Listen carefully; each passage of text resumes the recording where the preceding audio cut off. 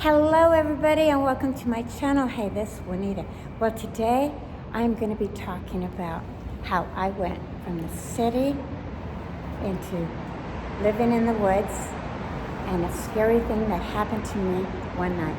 So stay tuned for that story. Right now I'm going to go get my coffee, get some work done, and then I'm going to meet you guys on the first floor. I will see you soon.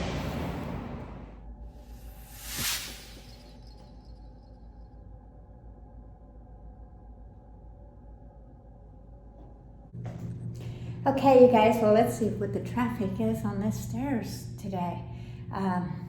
There is a little bit, but that's okay. We're managing, or I'm managing to get through it. So I'm going to get started because I've got a good story to share.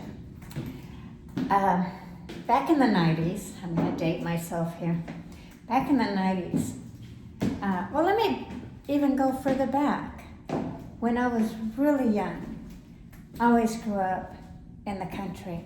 I was raised with farming and living on 40 acres a couple of times in my lifetime. And I was even in 4-H. So stay tuned for that story. But yeah. So, you would think living in the woods would be no different, right? Well, we moved when I was about 15 to Portland, Oregon. And I've always lived in the city since then, off and on. And I've lived out in the country a lot since then.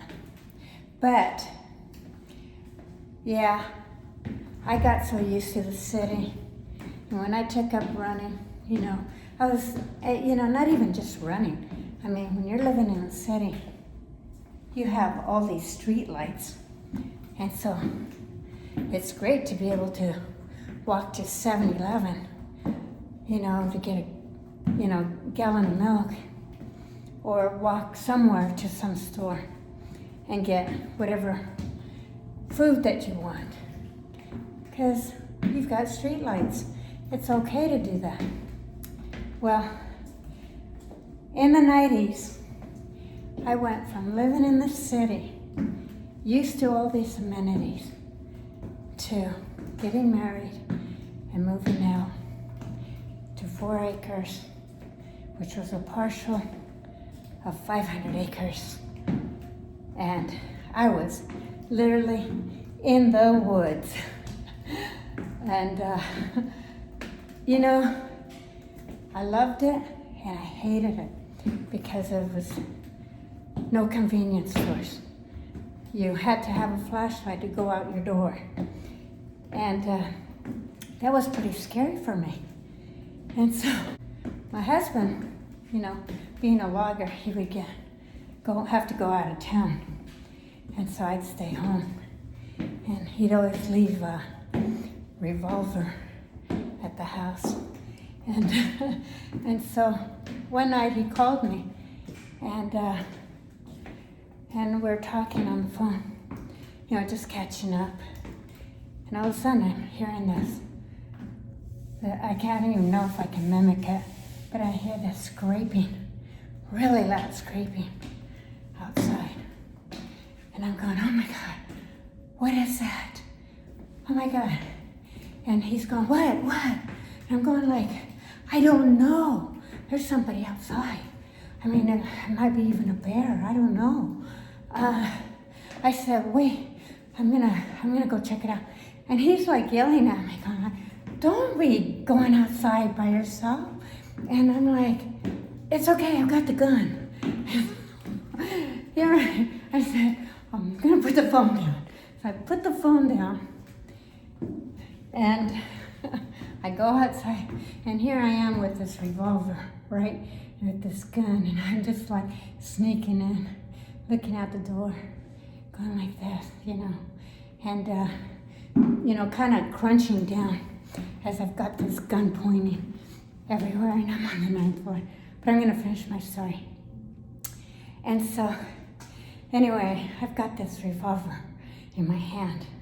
It's a 45. It's a It was a 45. I can't remember what it was at the time. And so I'm going outside, and I turn off all the lights because I'm thinking, maybe if it's some weirdo that, I'm not faced with somebody weird. And so I'm looking, trying to peek out the windows and stuff. And I finally get the courage to open the door. And I can't illustrate, or I'm gonna jumble up this camera. But I jump up and I turn around and I've got this gun pointing. And I turn on the light for the porch, and I turn around and I look around and I don't see nothing. And then all of a sudden I just turned around to the right. And you know what was staring at me? It was a cow. It was a big freaking cow scraping on the corner of our house to scratch himself. About gave me a heart attack. I could have shot a cow. Could have had a steak for dinner that night. But yeah, it was the funniest thing. And you know, when you're living out in the country and on 4 acres, at least in a partial of 500 for us, you know, and my hands are shaking. I'm gonna try to get out of the light here. At least for us, you know, you can hear your neighbors. I mean, you could hear their dog at a distance, but you couldn't see your neighbors. So if you screamed and yelled in an emergency, you would never have somebody come running, because the closest neighbor was probably about a quarter of a mile. And we did share a driveway with my brother-in-law, but his house was still, like, I would say about a fourth of a mile away. So he was still a distance. So yeah, I was scared. I picked up the phone. My husband's yelling at me like, don't you ever do that again to me. You know, I'm here sitting, panicking, wondering what the hell's going on, and you're putting the phone down on me. And I'm going like, oh, it was just a cow. It was just probably one of Dad's cows. And he's like, oh my God, don't ever do that to me. Anyway, it's a silly story, but it is a funny story. And at the time, it was pretty scary for me. Needless to say, I don't believe we had any bears in that mountain. We had a lot of coyotes, a lot of deer, a lot of, God, you name it, wildlife galore, but I don't think we had bear. At least not that I know of. But yeah, there's my story.